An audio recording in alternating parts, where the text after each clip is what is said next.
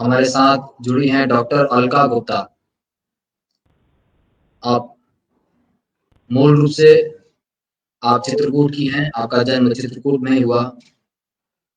वर्तमान समय में आप थाईलैंड में हैं और आपने स्वयं एक संस्था की स्थापना की है स्वास्थ्य से संबंधित, और आप उसका संचालन भी बहुत दक्षता पूर्वक कर रही हैं।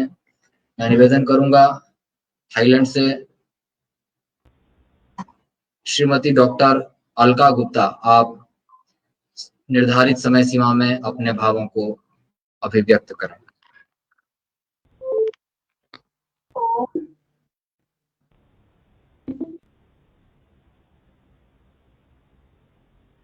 त्वं संवदध्वं संभो मनाति जानता देवा भागं यथा पूर्वे संजानाना उपासते संजाना उपासते संजानाना उपासते।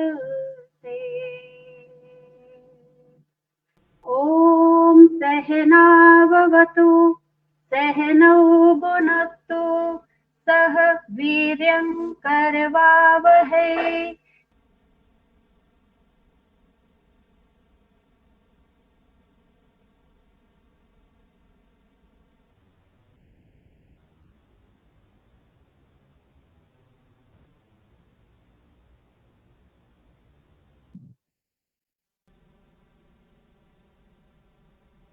सादर अभिवंदन प्रणाम।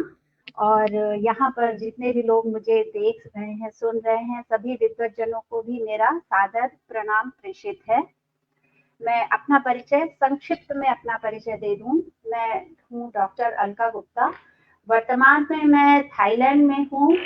मूलतः मैं भारत देश में उत्तर प्रदेश के चित्रकूट नामक धार्मिक नगरी में मेरा जन्म हुआ। वहीं पर मेरा पालन पोषण हुआ। प्रारंभिक शिक्षा मेरी शिशु मंदिर और विद्या मंदिर जैसे स्कूलों से हुई और पिछले 1 दशक से ज़्यादा मैं यहाँ पर थाईलैंड में हूँ।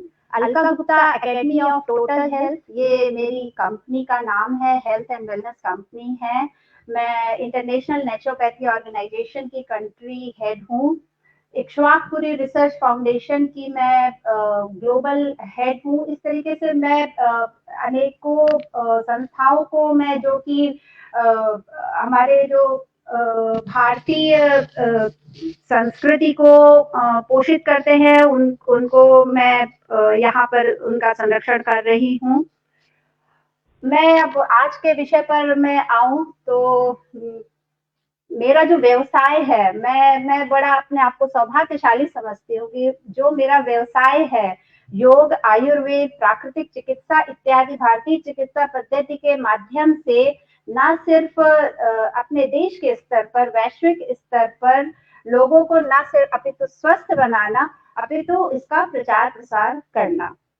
चूंकि मेरा ऐसा मानना है कि जब हमारा देश गुलाम हुआ या कई सौ साल पहले सबसे पहले हमारे देश में किस चीज पर चोट की गई, शिक्षा व्यवस्था पर, यहाँ की पुरातन चिकित्सा पद्धतियों पर, भाषा पर, संस्कृति पर उनका जो है समूल नाश किया गया।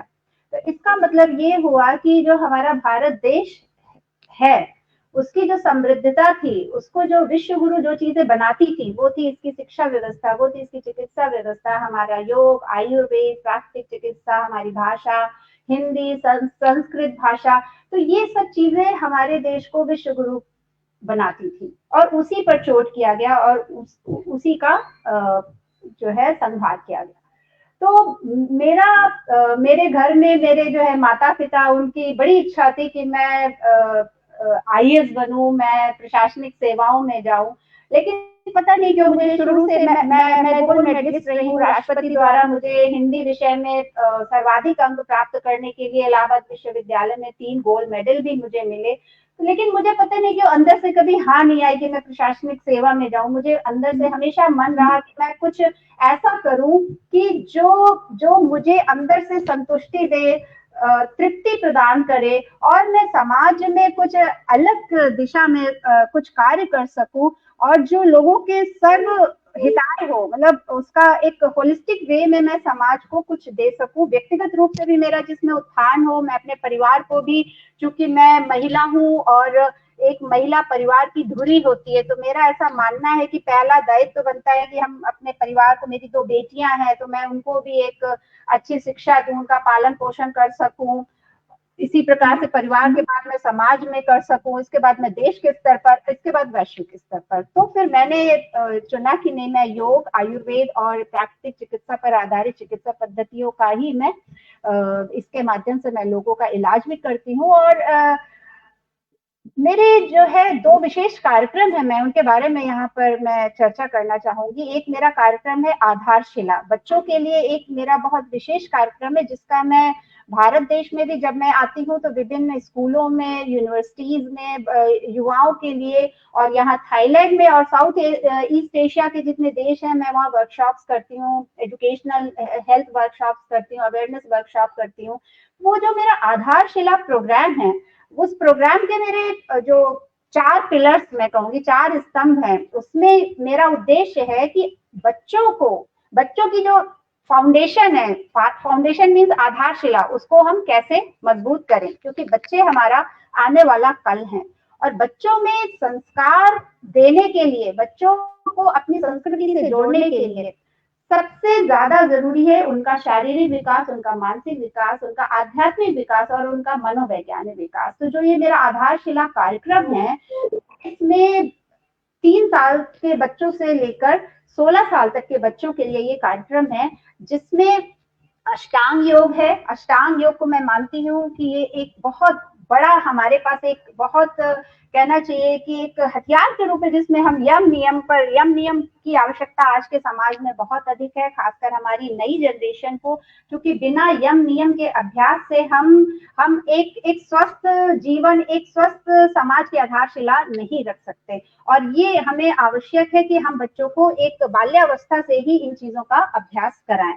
तो यम नियम का अभ्यास करने के बाद हम योग की और सीढ़ियों को हम ऊपर चढ़ें, तो इससे हम स्वस्थ तो हम होंगे ही, साथ में हमारा जो कहना चाहिए नैतिक शिक्षा है, जिसका कि आज की डेट में इंटरनेशनल स्कूल्स में पूरी तरीके से अभाव हो चुका है। तो इस आधारशिला कार्यक्रम के माध्यम से मैं बच्चों को शारीरिक विकास, उनको कैसे स्वस्थ रखा जाए, प्रकृति पर आधारित जीवन शैली उनके बचपन से ही उसको कैसे इनकलकेट किया जाए।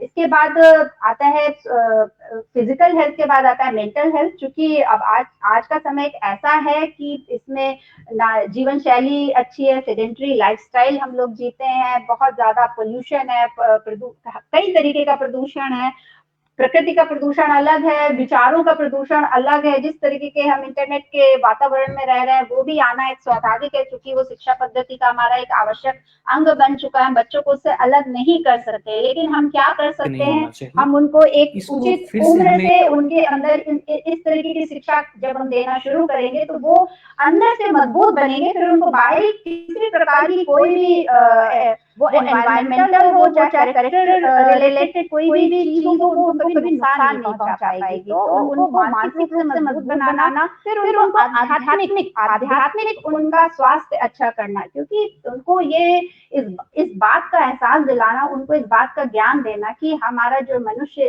का जो जीवन है, जो 84 लाख योनियों में हमको धरती पर ईश्वर ने एक मनुष्य का जन्म दिया, उसके पीछे क्यों क्या अनेकों कारण है। तो इस मनुष्य के जन्म को हम कैसे एक संपूर्णता के साथ जिए, और ये इस जीवन को चलाने वाला, इस जीवन को संचालित करने वाला जो असीम सत्ता है, उससे जुड़ाव, उससे कनेक्शन कैसे हो। तो इसकी शिक्षा जो है आध्यात्मिक जो स्तंभ है उसके अंतर्गत दी जाती है।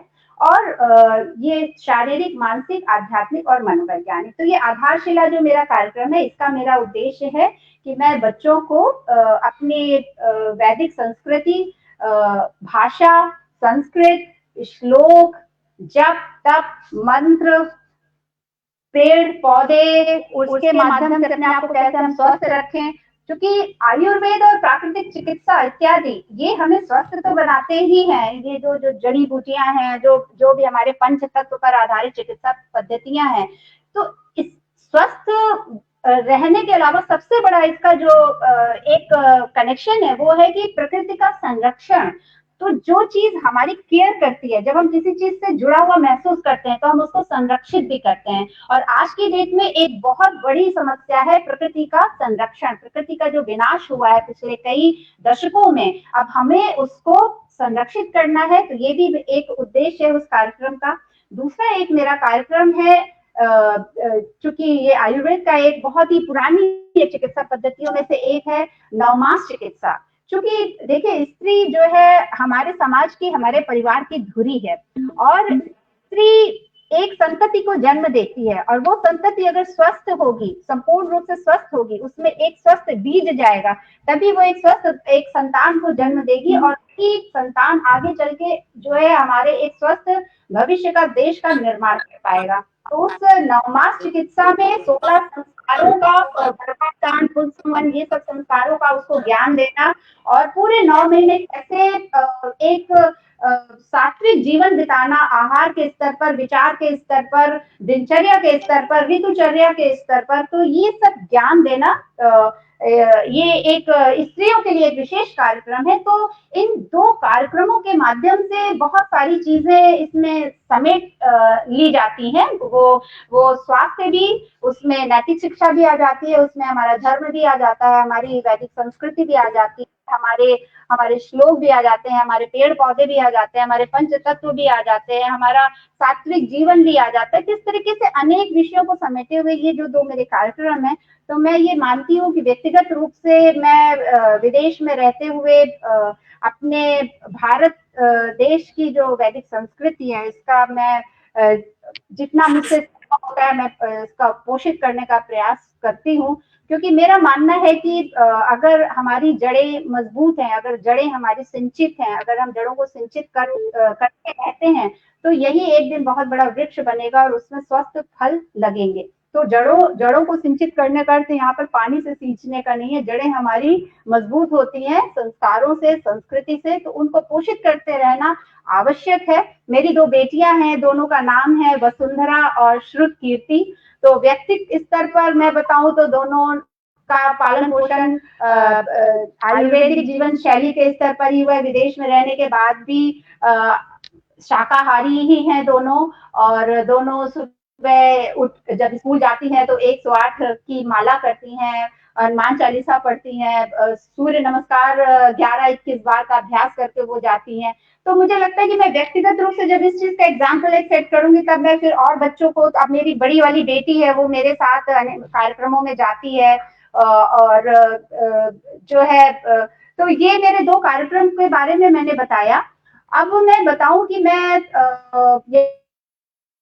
हूँ थाईलैंड एक धर्म वाला देश है, लेकिन इसकी जो जड़ें हैं वो हिंदू राष्ट्र की ही हैं। यहाँ पर अभी भी राजतंत्र है, राजा रानी का शासन है। राजा यहाँ पर जो है उनको राम कहा जाता है, रामा 1, रामा 2, रामा 3, इस समय जो है रामा 10 का शासन काल चल रहा है। यहाँ पर हर एक छोटे बड़े कार्यक्रम में भगवान गणेश जी की, गरुण जी की, ब्रह्मा जी की, शंकर जी की, थाई लोग बहुत बहुत जो है कहना चाहिए श्रद्धा के भाव से पूजा करते हैं। और भारतीयों के लिए उनके मन में बहुत अगाध श्रद्धा है, बहुत एक कहना चाहिए एक समभाव है, और एक मैत्रीपूर्ण संबंध है दोनों देशों में। और यहाँ पर मुझे लगता है कि जो थाईलैंड की एक छवि है वैश्विक स्तर पर, वो एक दूसरे प्रकार की है। लेकिन मैं इतने सालों से यहाँ पर रह रही हूँ, तो मैं कह सकती हूँ कि थाईलैंड अपनी भारतीय संस्कृति को बहुत अच्छे से पोषित करता है। और यहाँ पर इतने विशाल मंदिर हैं, हिंदू मंदिर है, बौद्ध मंदिर तो खैर है ही, लेकिन हिंदू मंदिर इतने विशाल है। यहाँ पर हर एक त्योहार, मुझे तो मतलब मैं जब शुरू में यहाँ पर आई तो मुझे इतना आश्चर्य हुआ कि यहाँ दशहरा हो, दीपावली हो, गणेश चतुर्थी हो, जितने भी त्योहार होते हैं इतने विशाल, इतने विशद रूप से मनाए जाते हैं और इतनी श्रद्धा पूर्वक मनाए जाते हैं। तो थाईलैंड में हमारे जो हिंदू धर्म का जो स्थान है, मुझे लगता है कि काफी समृद्ध है। और हम जैसे लोग जो यहाँ पर रह रहे हैं, क्योंकि मैं मानती हूँ एक राजदूत होते हैं जो हमारे सरकार द्वारा नियुक्त होते हैं, लेकिन जब हम देश से बाहर जाते हैं, हर एक भारतीय अपने आप में राजदूत है। वो किसी न किसी चीज का प्रचार प्रसार जो है वो प्रचार प्रसार वो करता है और करना चाहिए भी। तो ये मैं मेरा व्यक्तिगत रूप से और सामाजिक रूप से मेरा ये योगदान है। और मुझे जो है बड़ी खुशी हुई कि आज मुझे इस प्लेटफॉर्म पर जुड़ने का अवसर प्रदान किया गया और बोलने का अवसर प्रदान किया गया। मैं बहुत अपने आप को सौभाग्यशाली समझती हूँ। और पुनः मेरा बहुत बहुत प्रणाम यहाँ उपस्थित लोगों को, गुरुवर को मेरा बहुत बहुत अभिवादन, और ऐसे ही उनका आशीर्वाद बना रहे हम सब पर। ओम। आपने बहुत उत्तम ढंग से अपने भावों को प्रस्तुत किया। आयुर्वेद के प्रति आपकी आस्था बहुत सराहनीय है। मैं संकेत करना उचित समझता हूँ। कारण शरीर अविद्या मुक्त हो, सूक्ष्म शरीर आदि मनोविकार रहित हो, स्थूल शरीर व्याधि रहित हो, तब उसका नाम स्वास्थ्य होता है, वह व्यक्ति स्वस्थ होता है। अविद्या आदि व्याधि विनिर्मुक्त व्यक्ति के लिए स्वस्थ शब्द का प्रयोग भगवद गीता के 14वें अध्याय में किया गया है। आपने योग पर भी बहुत उत्तम ढंग से प्रकाश किया। अहिंसा, सत्य इत्यादि जो 5